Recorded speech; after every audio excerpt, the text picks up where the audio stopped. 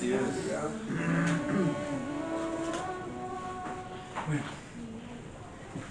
con la ayuda del Señor seguiremos el estudio que Él ha puesto para meditar, para aprender aquí en la localidad de Suba, que es la segunda carta de Pedro. Hoy vamos a enfatizar un poco en los versos del 12 al 15, pero para ello requerimos y necesitamos hacer una memoria de lo que el Señor nos ha permitido y nos ha dado por medio de nuestros hermanos. Entonces, hermanos, estudiando la carta, este primer capítulo, viendo pues y guiando por temas de hermanos, de la misma lectura de la palabra, quisiera iniciar con lo siguiente. Vamos a ver que Pedro tiene una carga apostólica y pastoral cuando escribe esta segunda carta. Es una urgencia que hay en su corazón para recordar y que los hermanos recordemos, incluyamos a nosotros, todo lo que el Señor ha hecho por nosotros. Amén.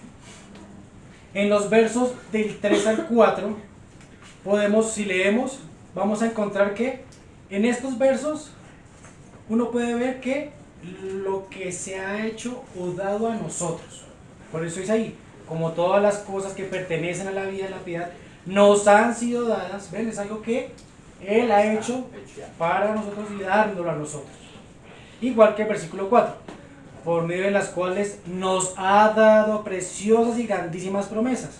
Vemos que esto es algo que el Señor ha hecho y da a nosotros.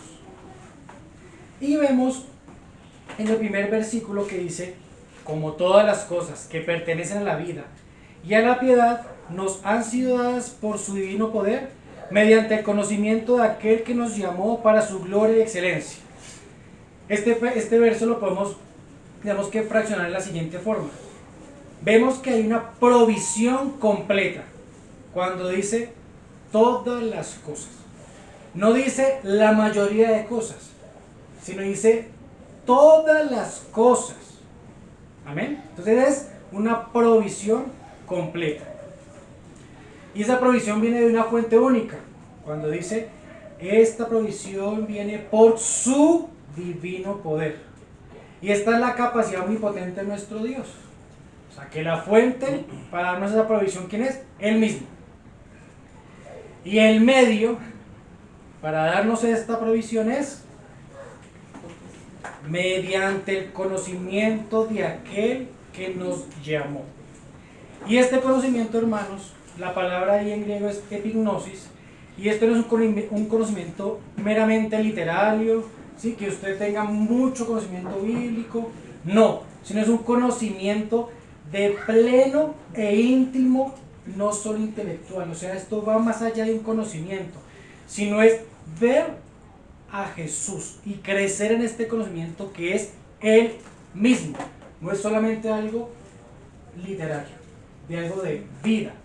Y este conocimiento, ¿quién es? Como dije anteriormente, Jesús.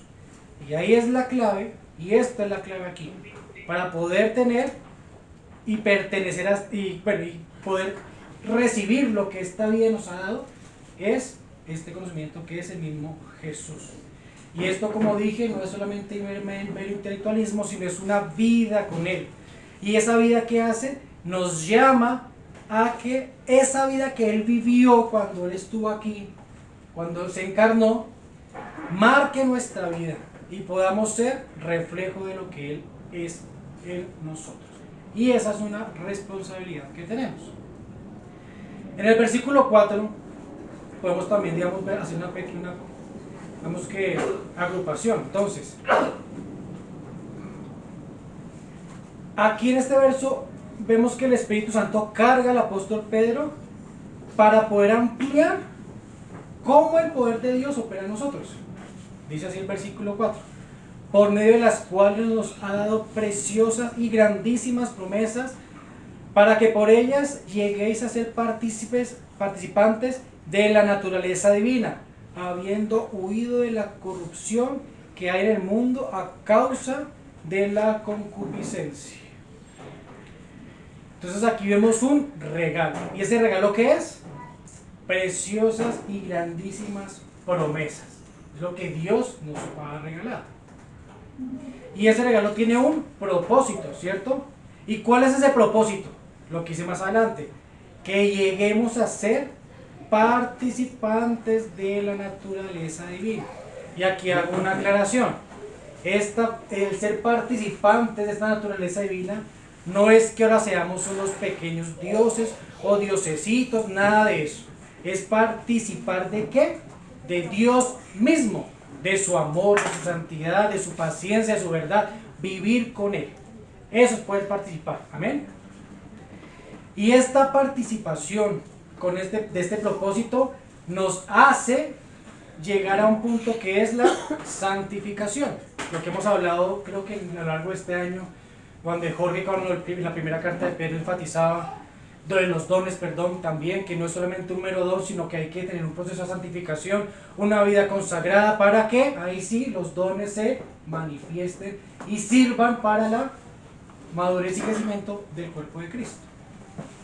Entonces esta santificación nos va a hacer llevar o llegar a un punto que es que una negación. Y esta negación la podemos ver aquí cuando dice que habiendo huido de la corrupción que hay en el mundo a causa de que la concupiscencia. Entonces aquí quiero resaltar algo. Huir. Corrupción y concupiscencia. Entonces el proceso de santificación nos va a hacer negarnos. Y ese negarnos hace que huyamos de estas cosas. Y el huir hace que el cristiano se aferre a las promesas de Dios. Y esto hace que nos separemos activamente del pecado. No toleremos el pecado. ¿Vamos a seguir pecando? Sí, por causa de este cuerpo que está caído. Pero una cosa es pecar por causa de mi condición, como dice Pablo en Romanos. Y otra cosa es que nos guste o nos sintamos cómodos con el pecado. Este proceso de santificación nos va a llevar a ¿qué? A ir en contra de ese pecado y tener una vida de santidad delante del Señor. ¿Corrupción qué es? Una decadencia moral de este mundo. Solo diré esta parte. ¿Y la concupiscencia qué es? Recordemos que esos son los deseos pecaminosos o las pasiones desordenadas. Eso es concupiscencia. Entonces, ¿qué vamos a hacer? Retomando. Tenemos un regalo que nos dio el Señor, son estas promesas grandísimas. ¿Para qué? Para llegar a ser partícipes de esta naturaleza divina. Y esto nos llevará a ¿qué? A negarnos a nosotros mismos. ¿Y no le recuerdan la frase del Señor Jesús de esta frase de negarnos a nosotros mismos? Cuando Él dice, el que quiera seguirme, ¿qué dice el Señor? Niéguese a sí mismo, tome su cruz y sígame. Y me encanta que el Señor sea siempre organizado, ¿no? Cuando decimos que Dios es organizado, un Dios de orden, no significa que sea un Dios cuadriculado, porque eso es diferente. Ahora, vemos que para seguir al Señor hay un proceso, que es, me niego a mí mismo, proceso de santificación, tomo mi cruz, o sea, si no me niego, no puedo tomar la cruz. Porque ha dicho Él, tome su cruz, niéguese a sí mismo y sígame. No. Lo primero que el Señor nos pide que es, niéguese a sí mismo. Porque si nos negamos, podemos tomar la cruz. Y una vez tomada la cruz, ¿qué hacemos? ¿Qué es lo que significa esa cruz? La muerte de nosotros, pero no solo allí, la resurrección en Cristo. Amén. Y después de ese proceso, ¿qué pasa? Lo podemos seguir. Los versículos 5 al 7. Nuestro hermano Juan Pablo nos daba hace 8 días y ponía un título que me gustaba, que era Ruta de la Madurez Cristiana. Yo le voy a añadir lo siguiente: lo que debemos hacer para ir edificando nuestra casa espiritual sobre la fe, y a esta fe se va añadiendo el listado que vamos a ver a continuación.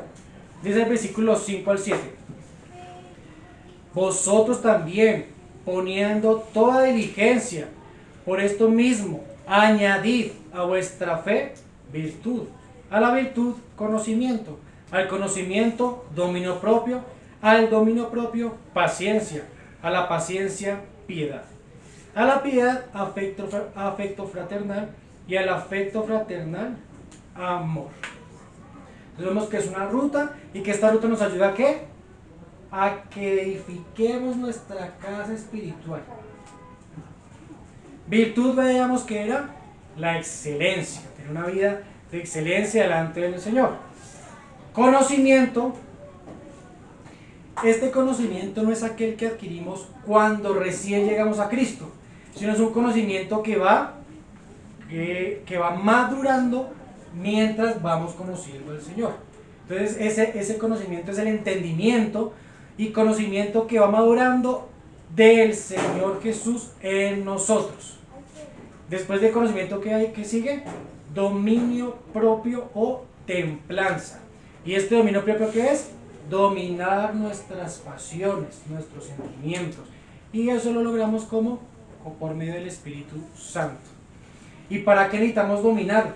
Para que lo que vayamos aprendiendo del Señor podamos ponerlo en práctica, podamos tener una vida dominada, no desenfrenada, para dar buenas obras, de las cuales el Señor ya preparó de antemano. Y por eso toda la gloria es para Él. No hay nada en nuestro caminar, hermanos, que podamos añadir a la obra de Cristo, sino que Él mismo prepara y nosotros andamos en estas obras. Y al dominio propio, ¿qué se le añade? Paciencia. Y esta paciencia me gustaba porque en el griego, aparece hupomoné. Y no es una paciencia, digamos que pasiva, sino dice que es un aguante alegre.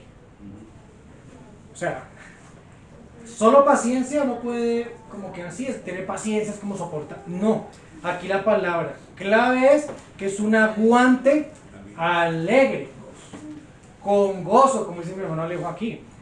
O sea que esta paciencia, ¿qué va a hacer? Que alegremente tengamos aguante. Y este aguante es la constancia, mantenernos constantes. A esta paciencia alegre se le añade la piedad. ¿Y esta piedad qué es? Una actitud integral de la vida. Cuando tú tienes piedad, tienes una vida de integralidad delante de Dios. Y esto se ha reflejado claramente ¿en quién? En los que nos rodean. Iglesia y no conversos.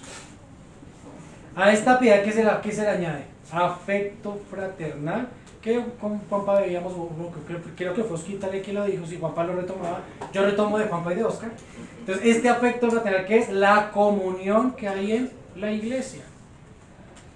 No es la comunión, este afecto no es solamente el querer, porque nosotros podemos querer a otras personas, pero este afecto fraternal es de la iglesia, de esa comunión que hay de los unos por los otros, por causa de quién? Del Señor, al derramar el Espíritu Santo. Y a este amor fraternal, ¿qué se le añade? Amor. Aquí me quiero detener un poquito. Y este amor, recordemos, hermanos, que en el griego esta palabra tiene mayor énfasis porque la puede dividir en un amor fileo, natural humano, y este amor que aparece aquí en este escrito es el amor de Dios, que es ágape. Y este amor ágape, ¿qué es este amor ágape? Es el amor que es basado en la voluntad y la decisión. ¿Sí? Y para hacerlo más preciso, vayamos a 1 Corintios 13, yo creo que todos los hermanos hemos leído o escuchado ese verso. Vamos a leer desde el capítulo 13, versos 4 a la parte primera del 8. O sea, 1 Corintios 13, versos 4 a la primera parte del 8. Porque esto ¿qué es? Para mí es la definición del amor. Y aquí este amor que aparece en este escrito, todo eso donde dice el amor, es todo ágape, no fileo, no natural. Si vamos al original, este amor es ágape. Entonces, verso 4. El amor es sufrido, es benigno. El amor no tiene envidia. El amor no es jactancioso, no se envanece, no hace nada indebido, no busca lo suyo, no se irrita, no guarda rencor. No se goza en la injusticia, mas se goza de la verdad. Todo lo sufre, todo lo cree, todo lo espera, todo lo soporta. Paciencia, aguante, alegre.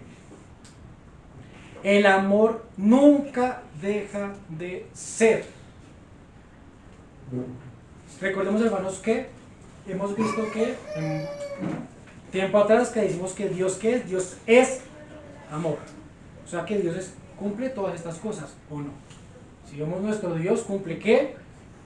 Es sufrido por nosotros, es benigno, siempre quiere amor para nosotros, no tiene envidia en nuestro Dios, el amor no es jactancioso, no. Bueno, aquí podemos ver que Dios es amor y cumple esta definición de lo que es amor. Y como veíamos también hace 8 días, y también con Osquita, es como la cúspide o la corona a la cual debemos llegar de esta caminar de madurez cristiana.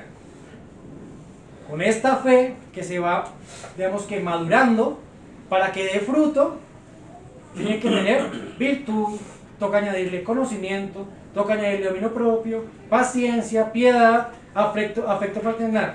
Y por sobre todo esto, ¿qué pasa? Llega el amor, que es la base, yo digo que, de la obra de nuestro Dios.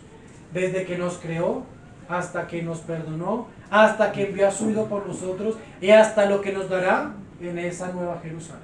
Ese amor lo cubre todo. Porque por amor fue que nos creó. Veíamos en el verso 8 y 9 las razones para obrar de esta forma. ¿Cierto? Del 8 al 9 vemos. ¿Por qué debemos obrar? Para que abunde. Y esto que y si esto abunda, ¿qué pasa? No nos dejará estar ociosos, ni sin fruto. Más adelante. Esta parte está, digamos que descrita de forma positiva. No vamos a ser ociosos y vamos a generar fruto.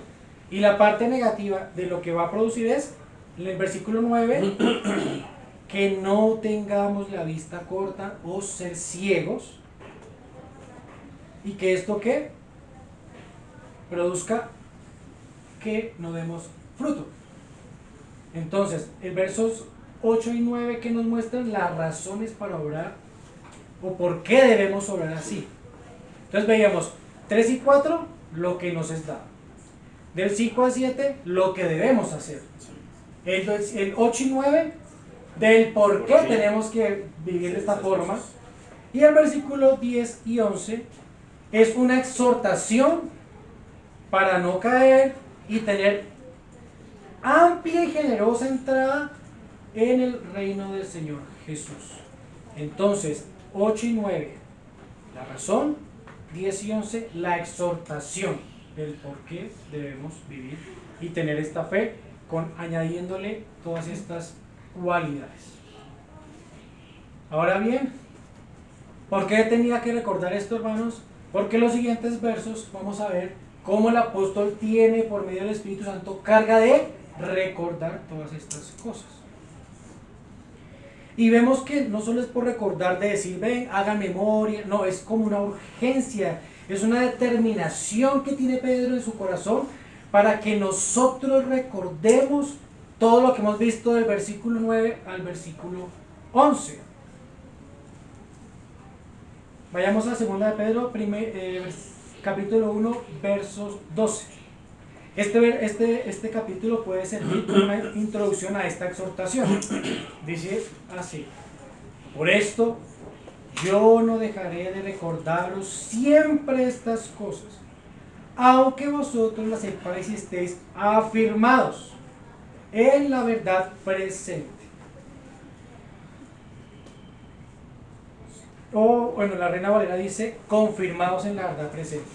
Pero aquí el verbo lo que hace también es enfatizar en que estamos afirmados, o sea, es estar fijados fijamente, valga la redundancia, fijar firmemente, o sea, a los que el hermano Pedro está exhortando para recordar, ya estaban viviendo, pero les quería recordar.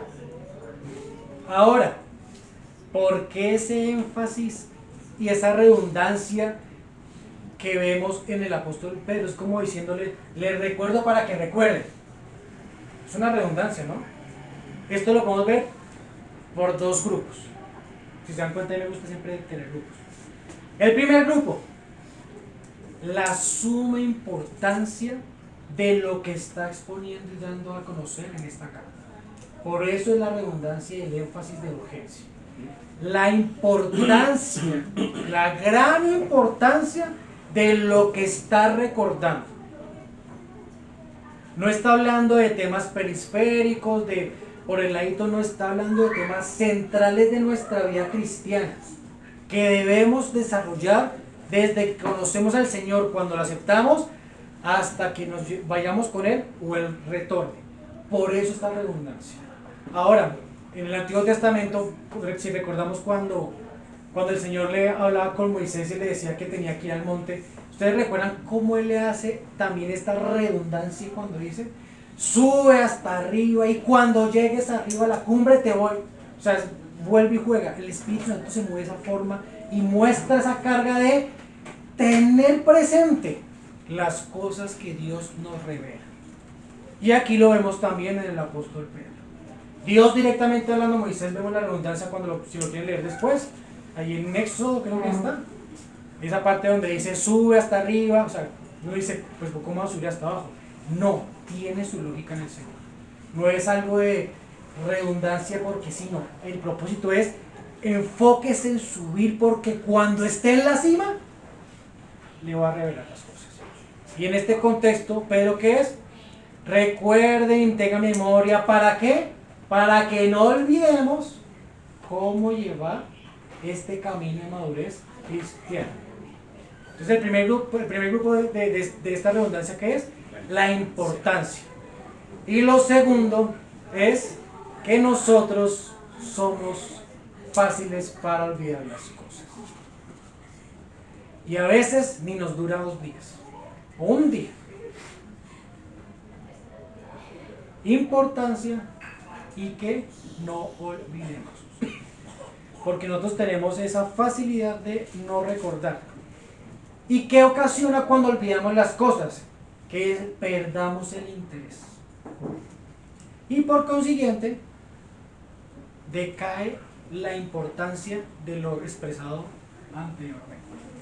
Si yo olvido que tengo que tener este caminar de madurez cristiano, pues simplemente va a perder la importancia en mi corazón y voy a seguir viviendo conforme a mis deseos.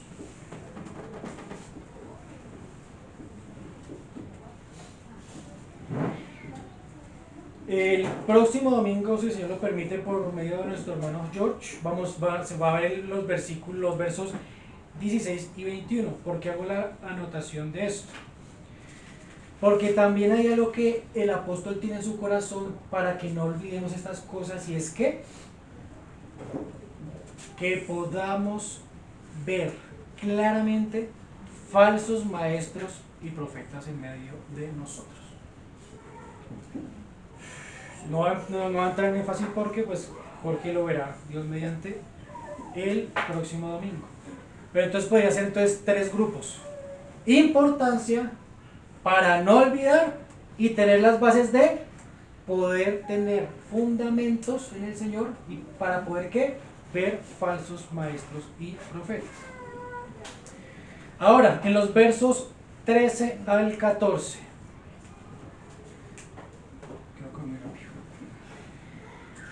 Dice: y considero justo, mientras esté en este cuerpo o tabernáculo, despertaros con la amonestación, sabiendo que en breve debo abandonar mi tabernáculo o cuerpo, como me lo ha declarado nuestro Señor Jesucristo.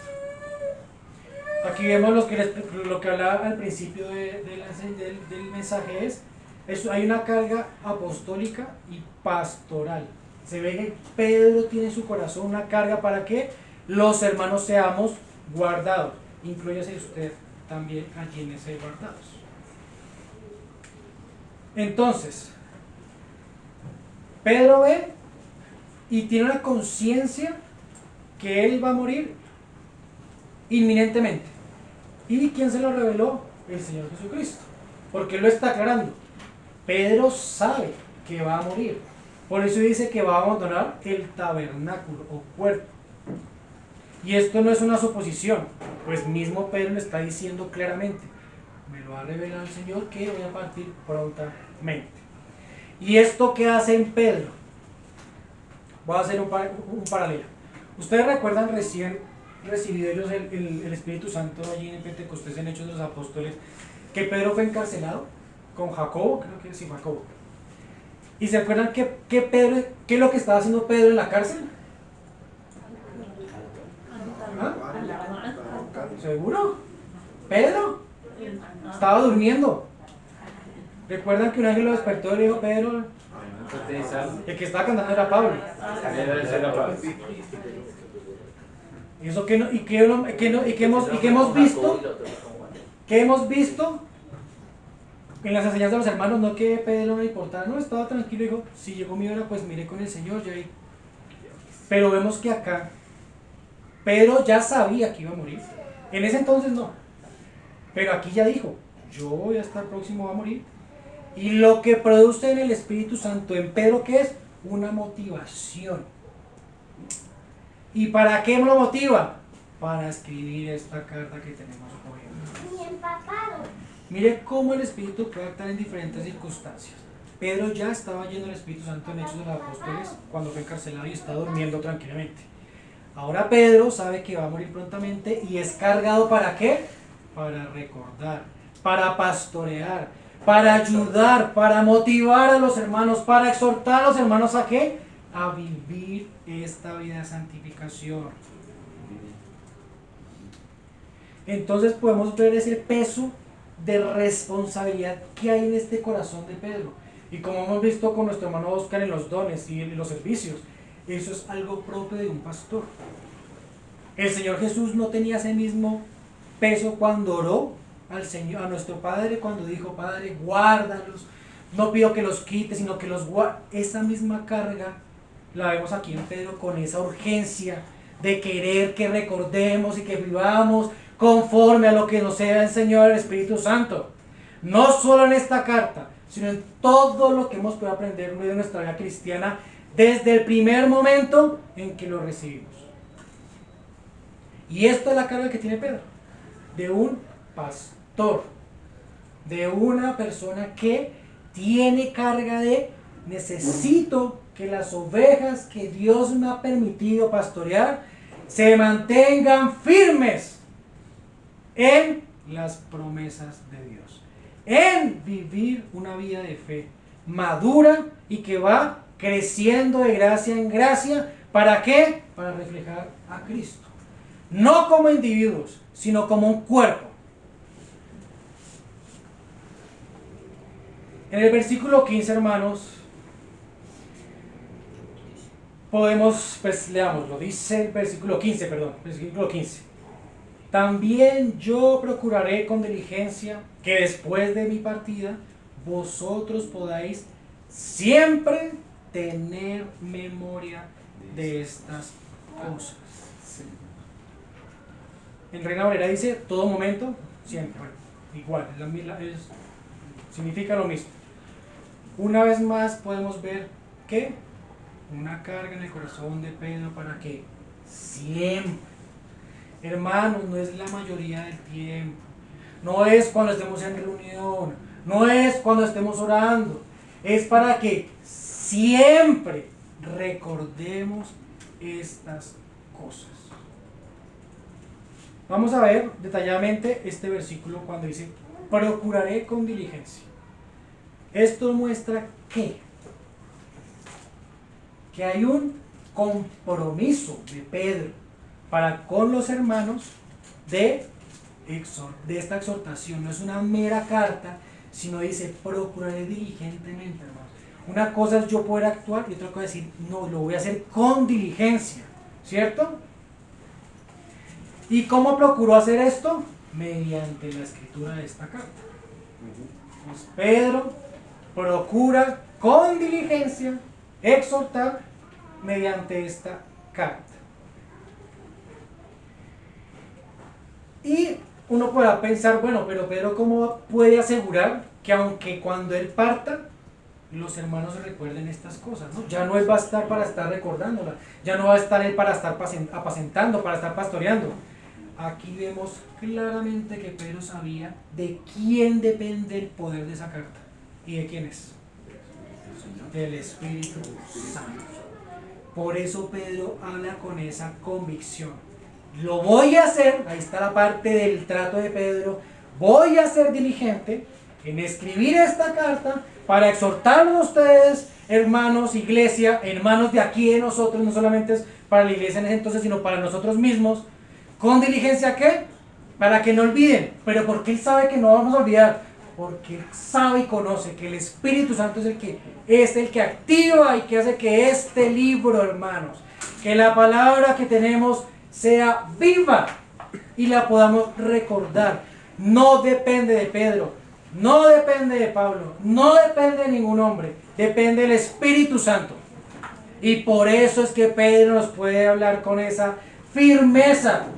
Yo me voy a ir, pero necesito, hermanos, que ustedes siempre recuerden estas cosas. Vemos aquí, hermanos, yo creo que muy claramente la confianza que depositó Pedro en el Espíritu Santo. Si no hubiera tenido esa confianza y esa firmeza en el Espíritu Santo, no creo que haya hecho esta cosa. O se hubiera comido este versículo, diciendo, procuraré que aunque yo me vaya, ustedes recuerden esto. O sea que Pedro sabía y conocía bien al Señor en quien él había confiado. Lo tenía firme en su corazón. Una persona que no tiene esa firmeza no va a hacer esas declaraciones. Perdón por el grito. Algo que mientras yo estaba estudiando y leía la carta, meditaba en lo que los hermanos habían dicho, en los escritos que leí otros hermanos, algo pasó en el corazón mío y quise hacer un paralelo de estas últimas palabras, o esta última carta de Pedro, con la última carta que escribió el apóstol Pablo, que si mal no recordamos es la segunda carta a Timoteo. Hermanos, aquí vemos una semejanza clave en la vida de estos apóstoles, pero no por la vida de ellos, sino por cómo el mismo Espíritu Santo los cargó a Pedro con recordar estas cosas y a Pablo en exhortar a Timoteo. Vemos, voy a hacerlo en tres digamos que grupos nuevamente. La primera, de segunda de Pedro capítulo 1, verso 14, con segunda Timoteo capítulo 4, versos 6 al 7. ¿Qué vemos aquí? Una conciencia de ellos de que van a partir. O sea, ellos ya sabían que el Señor les había declarado que no iban a estar más en este mundo.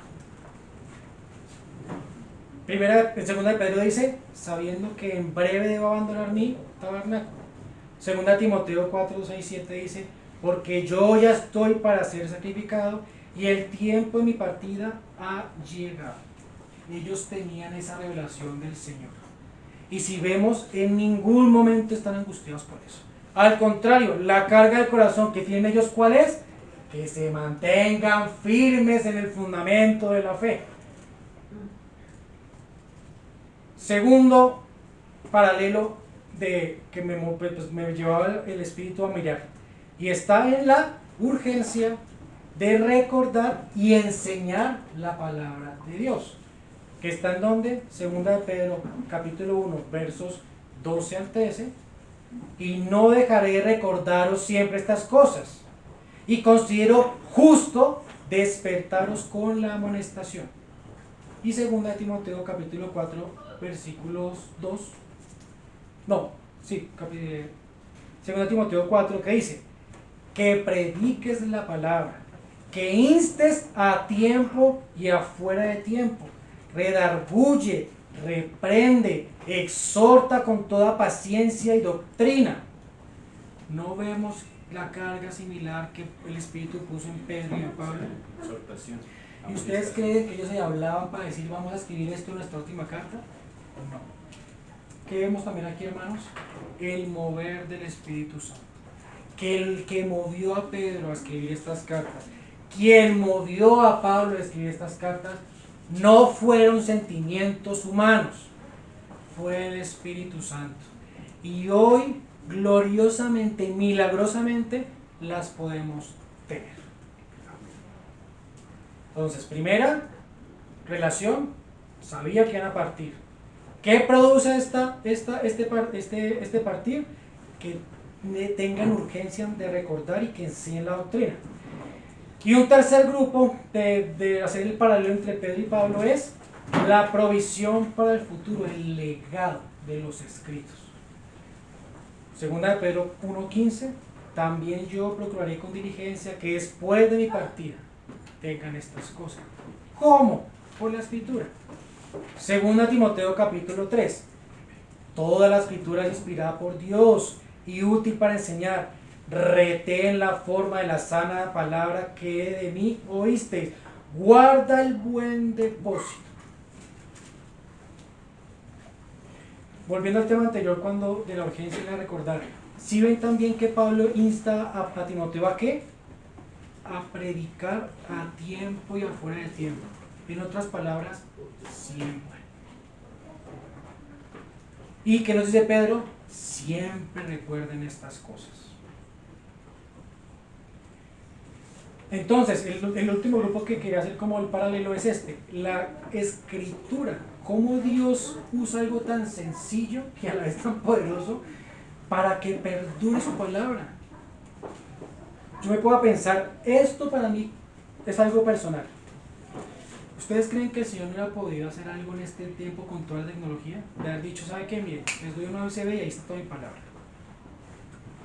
Pero lo milagroso es esto, que desde la creación, los registros escritos, primero el registro hablado, ¿no?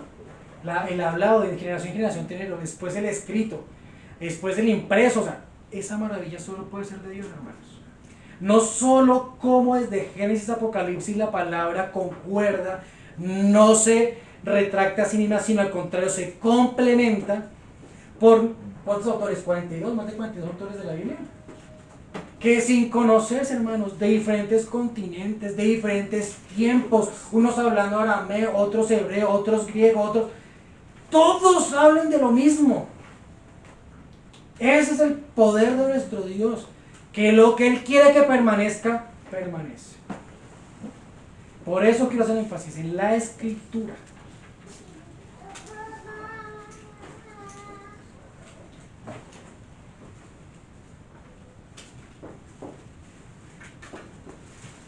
Si algo hay en el corazón mío desde que empecé a estudiar estos versos es eso, hermanos. Que realmente el Espíritu Santo nos cargue como cargó a Pedro, cargó a estos hermanos que recibieron esta carta y podamos recordar a tiempo y a destiempo, siempre, en todo momento, estos versos que hemos visto. Porque para mí esta carta es de mucha practicidad, es de tengan cuidado. ¿De qué? De los falsos profetas, de los falsos maestros. Pero ¿cómo va a tener cuidado si no conozco? Entonces, primero, ¿qué hace? Recuerda. Y cuando recuerda, podemos tener el fundamento de poder tener un examen de lo que estamos hablando, incluso de nosotros mismos, hermanos. De lo que los que el Señor ha permitido hablar aquí al frente, también tiene que analizar las cosas, hermanos. Y poder ver qué es de Dios y qué no es del Señor. ¿Y quién lo va a ayudar a usted, hermano? El Espíritu Santo. ¿Pero cómo le ayuda el Espíritu Santo? Pues con el conocimiento, lo hemos visto. ¿El Espíritu Santo necesita algo de nosotros? No. Pero es que el Señor no trabaja de esa forma. Si yo leo poquito, pues el Espíritu Santo me va a recordar poquito. Si yo me lleno de la palabra, pues el Espíritu Santo va a tener mayor cabida en mí. Nosotros podemos restringir al Espíritu Santo. Claro. Fácil que el Señor diga, no, ustedes no lean, tengan el Espíritu, Él les va a recordar. Ahora, recordemos cuando el Señor les dijo, ustedes tranquilos, porque cuando venga el Consolador, ¿qué hará Él? Recordaré todas las cosas. ¿Qué? Sí. ¿Cuáles cosas? ¿Las que no han escuchado? ¿Las que no han vivido conmigo? No, ¿cuáles? Las que han escuchado de mi boca. O sea que ese conocimiento que hemos adquirido es lo que el Espíritu nos va a recordar. Y si no tenemos conocimiento, entonces ¿qué nos va a recordar?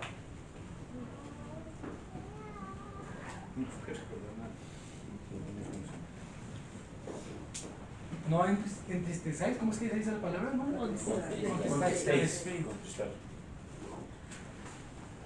no limitemos al Espíritu, hermanos. Y suena como contradictorio. Si Él es todo, por eso Él es Dios, pero Él trabaja con lo que uno quiera de Él. De tal manera amó Dios al mundo, que envió a su Hijo. ¿Para qué? Para que todo aquel que le cree, o sea, hay una responsabilidad.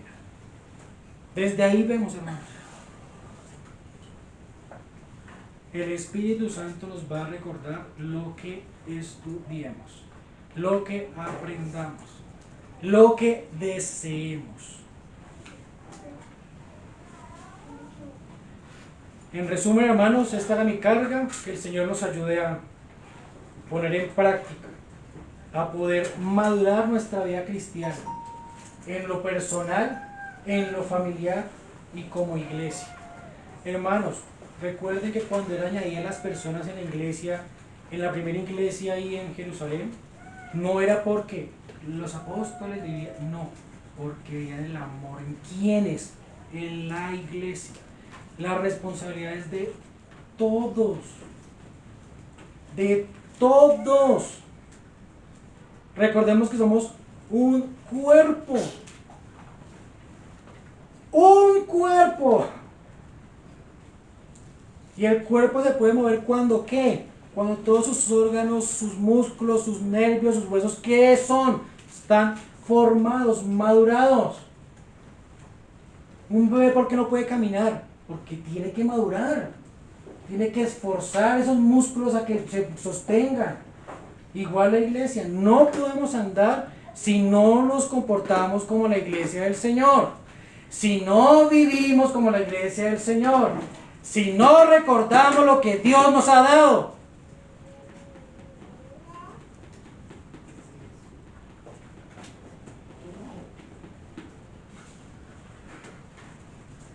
Y esto es principalmente para mí.